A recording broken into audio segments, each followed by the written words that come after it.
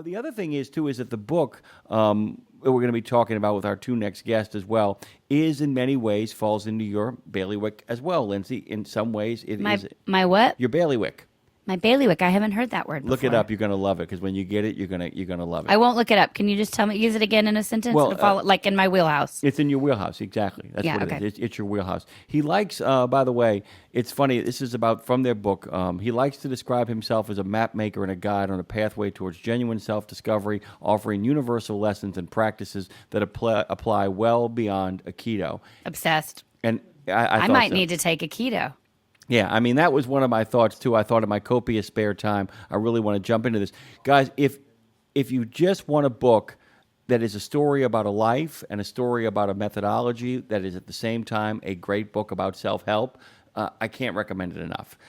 If that's your bag, this is your bag as well. This is your bailiwick. So it is really, really groovy, and I like that kind of stuff. Have you ever been attracted to something like starting a hobby like swimming or hiking or spinning, anything physical where you began to realize it was a metaphor for actual life?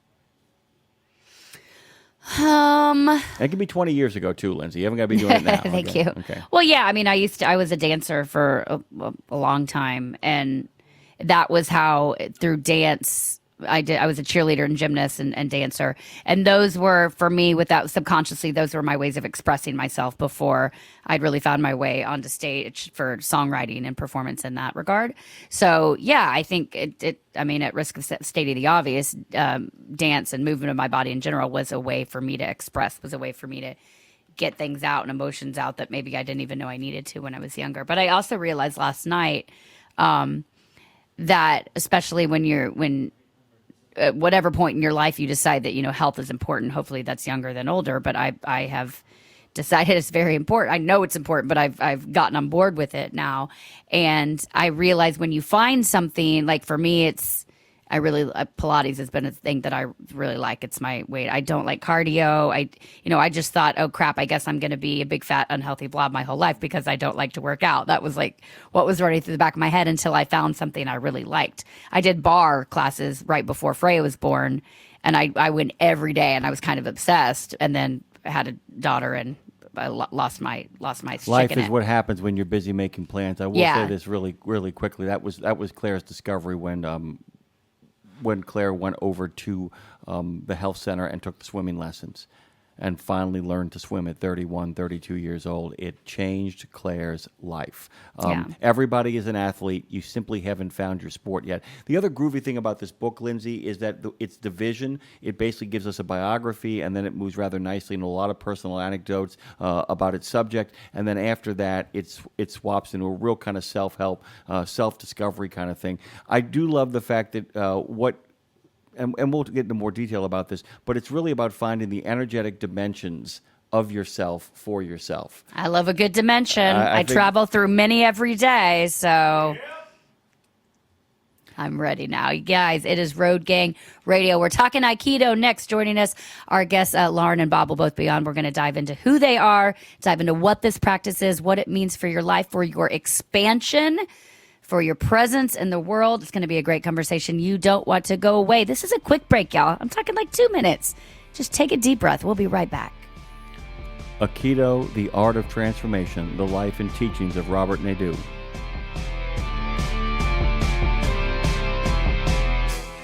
Check out the new over-the-top lineup at participating Country Pride and Iron Skillet restaurants. 3 gigantic sandwiches loaded with flavor. Try the Chicken Parm Stack, the Big Country Combo, or the Ultimate Smash Melt. The Ultimate Smash Melt. 2 delicious smash burger patties, surrounded by 2 grilled cheese sandwiches. 2 sandwiches in 1. Visit your favorite Country Pride or Iron Skillet restaurant and come hungry. Available for dine-in only at participating Country Pride and Iron Skillet restaurants inside TA or Petro Travel Centers. The mission of Wreaths Across America is unwavering, remembering our fallen heroes, honoring those who are currently serving, along with their families, and most importantly, teaching the next generation about the value of freedom.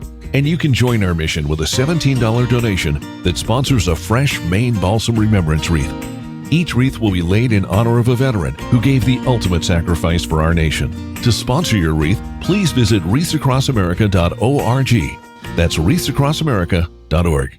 Okay, you've heard the horror stories of how folks have lost their life savings when the market tanks. Is there a way to invest and make money without risk? Believe it or not, yes. Since 1995, Americans who cannot afford to lose their investments have used fixed index annuities. You get guaranteed income and protection from market downturns. It's a win-win for you and your future. And to learn more, dial pound 250. Use the keyword Truckers Wealth to get in touch with them today.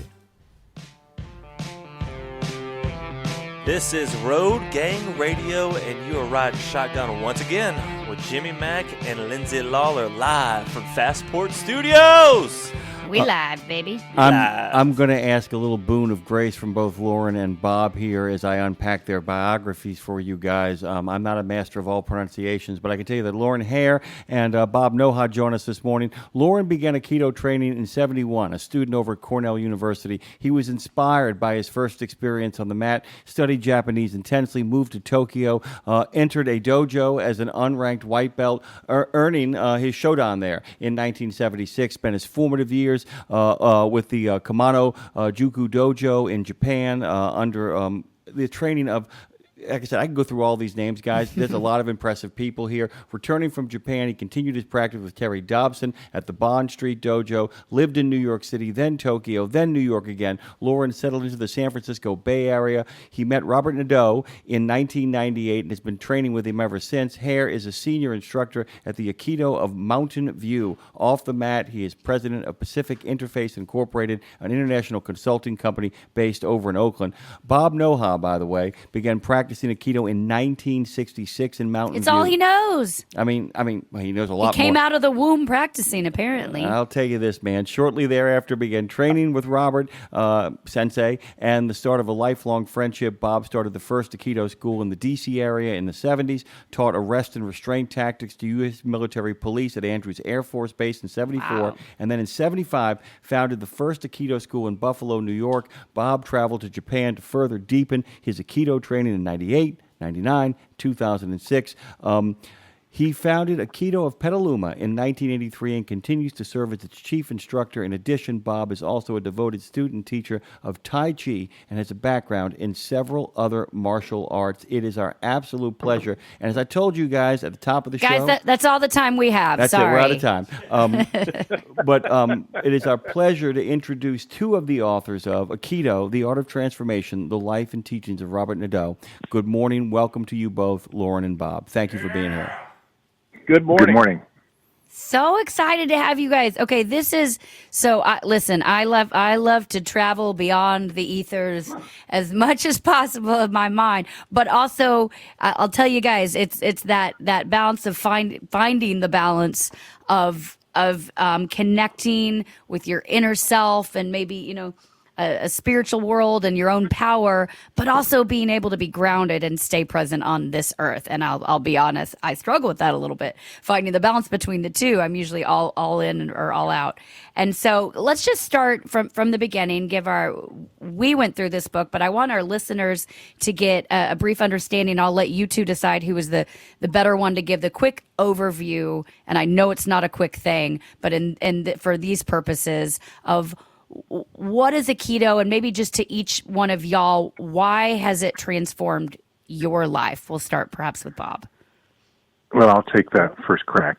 So the book is a study of the life and teachings of our teacher, Robert Nadeau, who is an 88-year-old 8th degree black belt in Aikido, and hence one of the first or few Americans, Westerners for that matter, to study with the founder of Aikido in Japan in the early 1960s.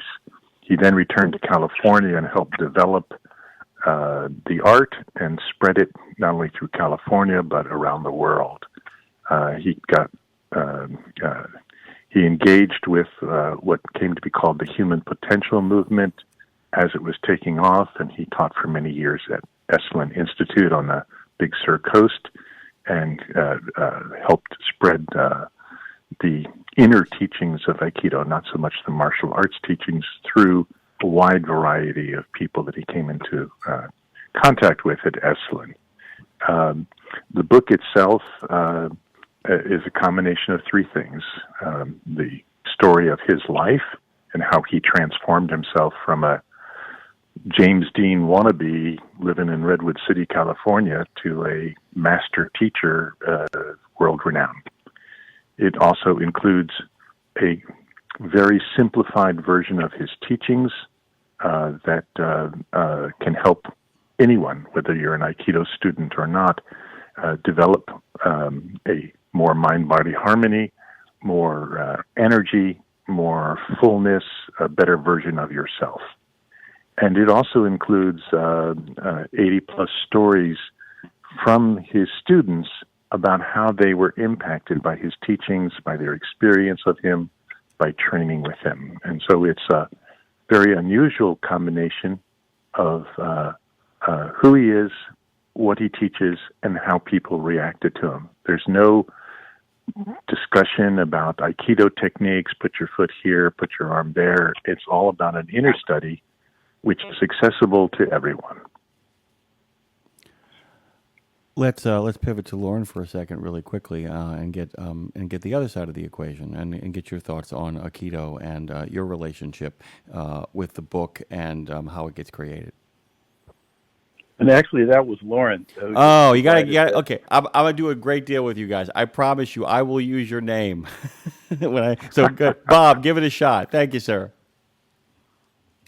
Well, one of the primary goals in the book is to provide the teachings of Nadeau Sensei in a way that makes them accessible far beyond the world of Aikido itself. He was, as Laurin was saying, instrumental in working with people in the human potential movement in the 60s, 70s, 80s, and even into the 90s. One example is one of his students was Michael Murphy, who's the co-founder of the Esalen Institute that Laurin just mentioned. And he worked with Mr. Murphy, and together they put together some teachings that Murphy embodied in a book called Golf in the Kingdom, which is a novel about kind of a mystic golfer. It has a similar flavor to the Carlos Castaneda books, if people remember those. And that book has sold well over 1 million copies, been translated into 19 languages, was made into a film. And there are many other examples like that of people in business, in medicine, psychology, and other disciplines who studied with him, not on the mat in Aikido, but at his workshops and other classes, and took that training and embodied it into many areas of life. In my own case, I worked in the business world for over 40 years and constantly used the training I got from him to help me in terms of interacting with people, both customers and people within my own organizations, to further the goals of the organizations, but in a way that also helped me to further my own goals of growth and development. So you were talking about the importance of embodiment, and Aikido is a very good example of that, where we're working with the principles of universal intelligence and consciousness, but in an embodied way. Mm. Well, and what's interesting to me when going through of it, I didn't know anything about Aikido prior to this. I had heard the term, but that was the extent of it. My 6-year-old daughter does Taekwondo. So then I started diving in, trying to see sort of the resemblance, but they are two clearly very different things, obviously. And for me, thinking about what stood out, and correct me if I'm wrong, that it really Aikido seems to deal more on like the movement and the presence, and like say as related to self defense. It's not necessarily something that you're going to attack an aggressor with. Maybe I'm wrong, but what it did seem like it's useful in perhaps de-escalating situations, which could be a life metaphor. So how much of this, I'll ask you, Laurin, how much of Aikido is that balance to maybe being a life metaphor, but how you're using it not only on the mat, but then taking it out into your everyday life and work, and maybe even how you handle conversations with your family and children? Yes. And so your daughter taking Taekwondo, I'm sure it's good for her because little kids can benefit from the discipline and the physical activity and the coordination of practice. Her discipline Aikido at home means she should be taking more classes, apparently, because it's a little rough. But well, little send her to you children guys. are a challenge for every parent around the world, and yet they're a great joy. Yes, luckily. Yes, and so Aikido as an art doesn't have striking and kicking like Taekwondo, and is a nonviolent martial art. And what that means is that the goal is to resolve conflict. It sounds like a trite word, harmoniously. Well, what does that mean as a practical matter? It means I'm safe and you're safe. Even though you attacked me, my goal is not to break you, but to guide you into learning the error of your ways, or neutralizing the attack, or protecting you from yourself. We have techniques that are really good for walking a drunk out of the bar. And maybe that I could use that in Nashville. I could use a lot of that. But maybe the drunk is your friend, and so you don't want to smash him into the ground. You just want to get him out of that situation into a safer place. So that the techniques themselves are very flowing. They look very much like water. As some people call it, it says that it looks like dance, but it isn't at all. It's a martial art with a logic of the martial arts inside it that gives us a discipline and a reality check. So we're not BSing ourselves about what we're doing. In order to skillfully do Aikido, of course, you learn forms. This is shape of technique. But you soon progress past that to understanding that you have to change in order to be able to do it. And the techniques are kind of a feedback mechanism to see how you're behaving, how you're changing, what's your attitude, what's your energy.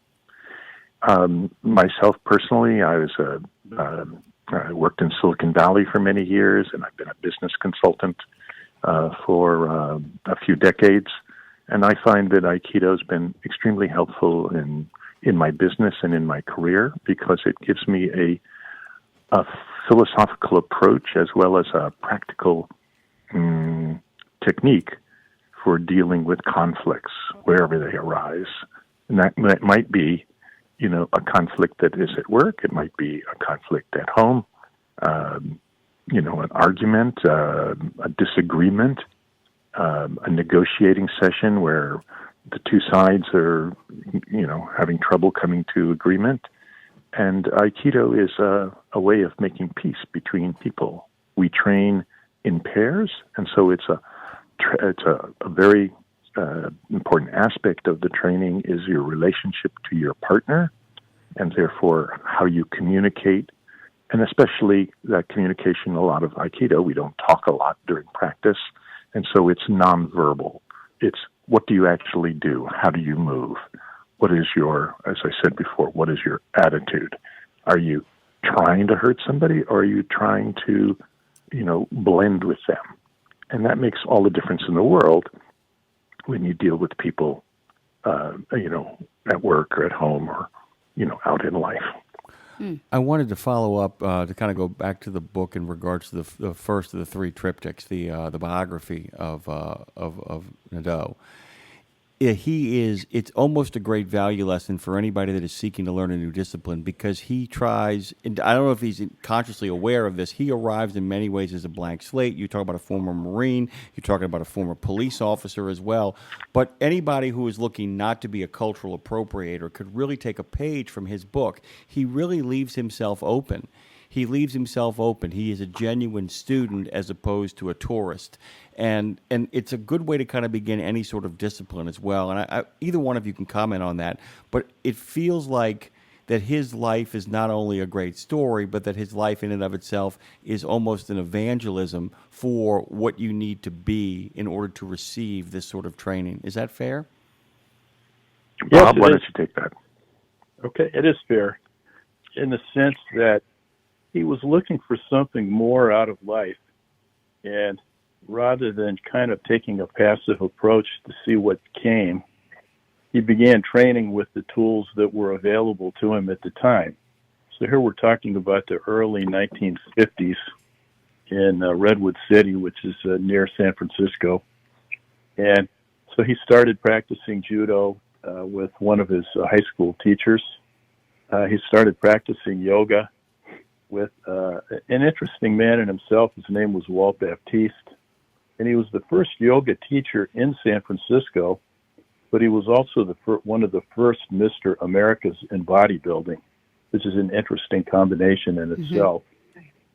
And what Nadeau Sensei recognized, which today we wouldn't be surprised at, but again, here we're talking about the early 1950s, when he meditated and practiced yoga and then he went to judo, his judo was better.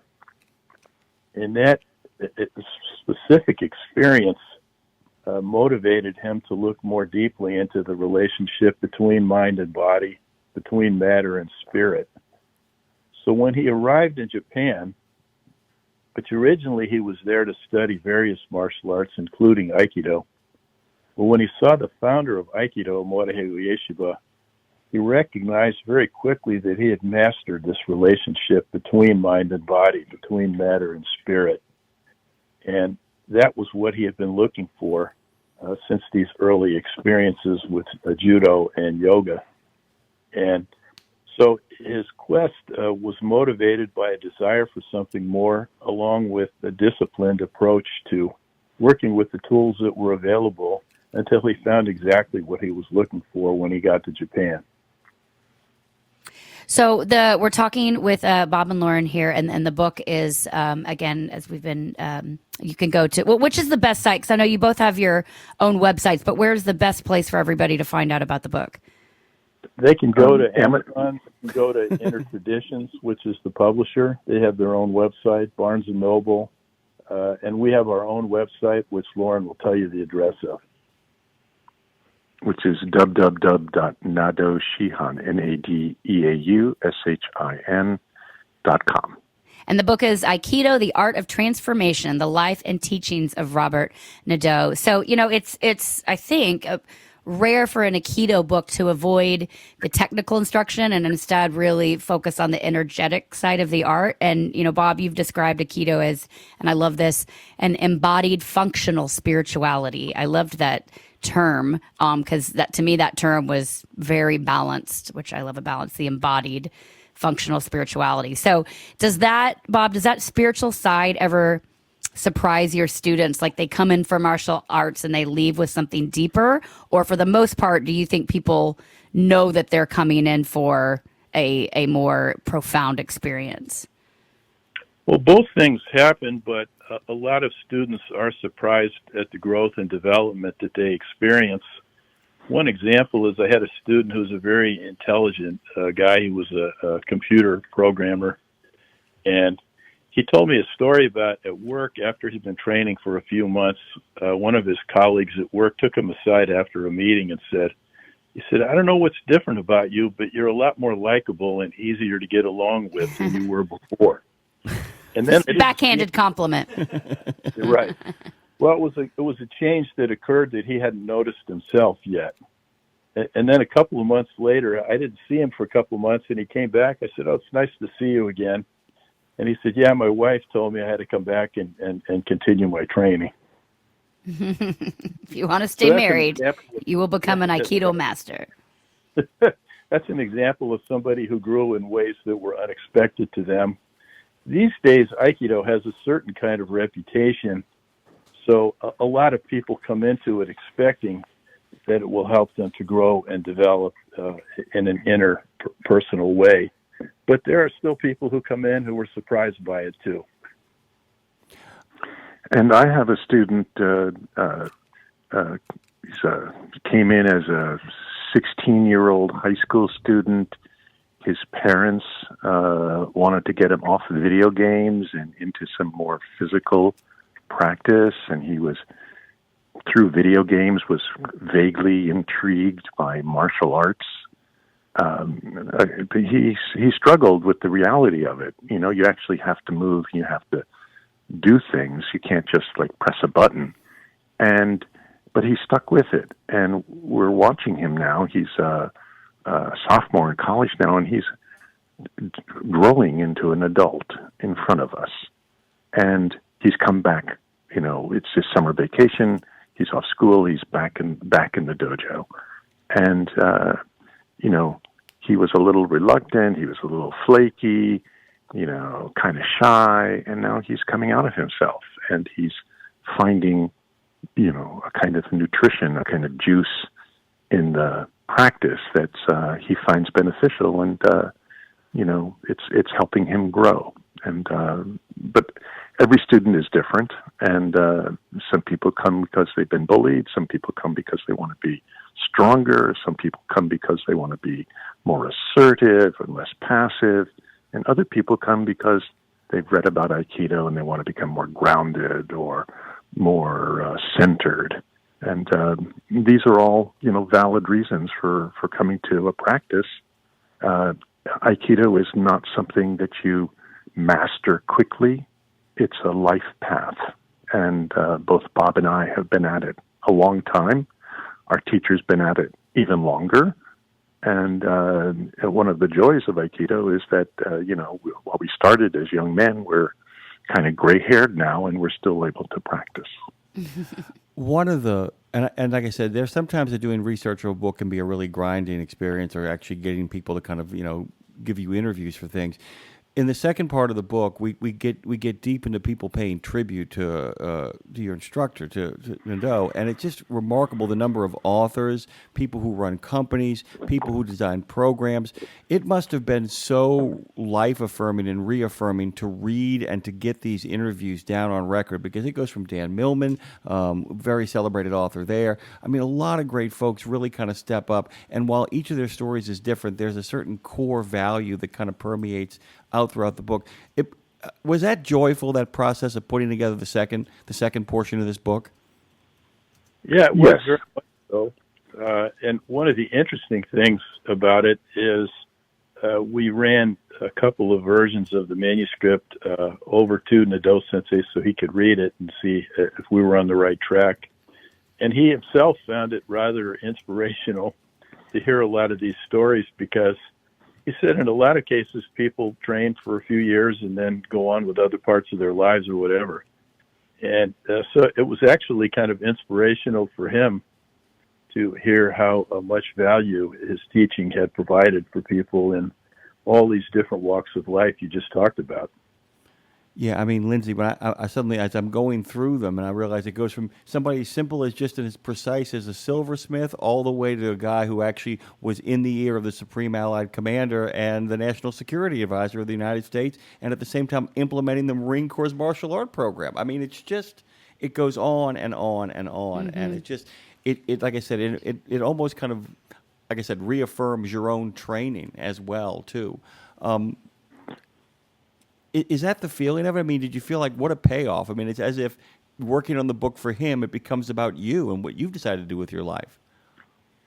Well, I think that as the co-authors, and there were 6 of us altogether, all senior students of Nadeau Sensei, only 6 people that could write a book together would be people trained at Aikido to get along and do that, by the way. And we're still friends.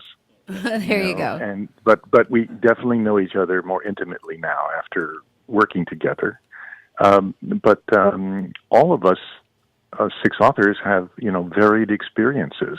You know, Bob Noha here is also a teacher of Tai Chi. Tija Bell is a Zen Roshi, as well as a teacher of Qigong. Elaine Yoder is a Feldenkrais practitioner. Susan Spence is a physical therapist working in a hospital. Richard Moon, besides studying capoeira, is also an accomplished musician. And so we all brought our own perspectives, but we shared a desire to, bring our teachers' teachings to a wider audience. And when we sent out solicitations for people to send us their stories, their impressions, their memories, we were inspired by how heartfelt the stories were. People really thought about it and said, well, yes, this changed me. Yes, I use this in my daily life. Yes, it was a challenge, but I, surmounted it. And, each of us, the co-authors, have our stories in the book too, because training with Nadeau Sensei is not easy, although it's rewarding. That's very clear in the book too, by the way, Lindsay. That's very clear. Yeah, for sure. This is not easy lifting. No, for sure. And I'm curious, sort of on that. Well, on that tip, so to both of you, so you guys know, if you didn't realize this, but a vast majority of our listening audience are over-the-road truck drivers. So they spend a lot of time obviously sitting down, they're traveling a lot, and finding those ways for mind, body, and soul to stay healthy. It's obviously a constant battle. And I'm curious, Laurin, unless you think Bob's a better take on this, but I'm curious to Laurin, for people listening who don't practice Aikido, what sort of, experiential doorway could they explore if maybe it's a breath pattern or a movement or a mindset? Like what could be a gateway drug into Aikido if you're listening and you're like, I don't know, that's may not work for me, but for somebody to open the door to enter it, is there a way? Is there a path through? The book has many simple, easy to do, let's call them processes, to become more present, to become more open, to become more centered, to become more grounded. And these are things that can be practiced sitting in a car, sitting in a truck, right? How you breathe, how hard do you think about things as opposed to accepting things? How do you allow energies to wash over you or through you? How do you get out of your head and into your feelings? And can you actually sense the world around you? How do you present the best aspect of you for the situation that you're in? And so an example of that is, you go to work and you have a work persona, a character. Whether you're an employee or a manager, whatever it is you do, you have to interact with your colleagues and carry out tasks and, do a good job. When you go home, you better leave that persona at the door, because when you walk in, your kids or your spouse or your pet need the loving you, the playful you, the,